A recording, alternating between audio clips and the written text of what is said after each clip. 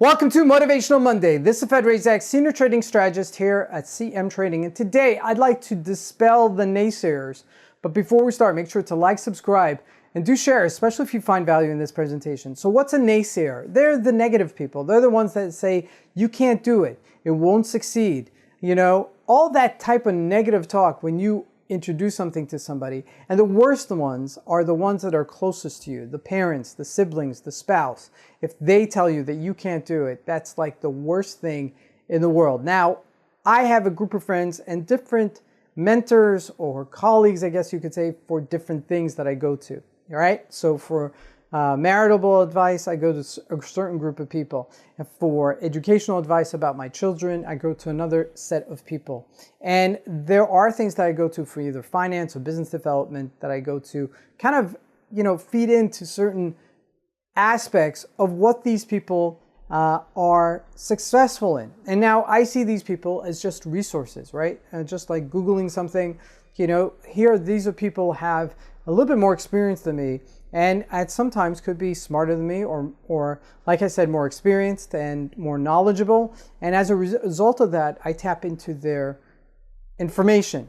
So there's this one guy that in terms of business, I always go to. And the reason I go to is because he's the naysayer. He's the one that's going to tell me why it can't be done, why I won't succeed, and everything that's limited about it. Now, I love this person to death. He's really a good person. Has helped me many, many times in my past and really a good person.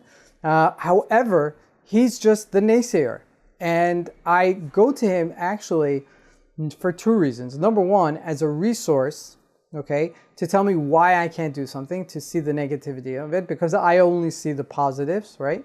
And number two, to prove him wrong, okay? Maybe that's my revengeful side. And that actually reminds me of a story with Frank Sinatra. Now, those of you who know who Frank Sinatra is, he's one of the most iconic singers in the United States. I would say anywhere from the 1950s onwards, 60s, 70s, 80s, and really an icon in the music arena in the United States and almost internationally. Now, he had a very strong conviction. He really believed in himself. He had some issues in his life. And he came from very humble background. He grew up in New Jersey, which is really not really known for its lavishness and not known for, its extravagance, especially being away from Hollywood, completely the other side of the United States, and so much well removed. Now, he was a tough kid and grew up in a very tough neighborhood. And he said, the best revenge is extreme success.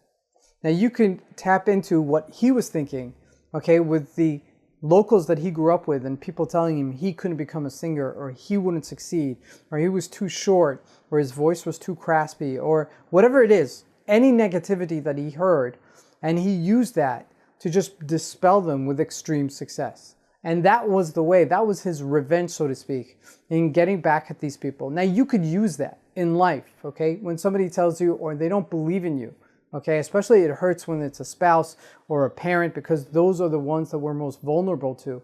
But if one of them doesn't believe or they have limiting beliefs about themselves and they then project that on you, that is just so toxic. Now, it takes a very strong person, a very courageous person to be able to disconnect from that because our value system is so based on the people that we keep closest to us. However, if you're able to courageously overcome that and galvanize and really use that as opposed to bringing you down, to bringing you higher, you could then reach to becoming a very successful person. Thank you for joining us for this Motivational Monday. We'll see you here next week.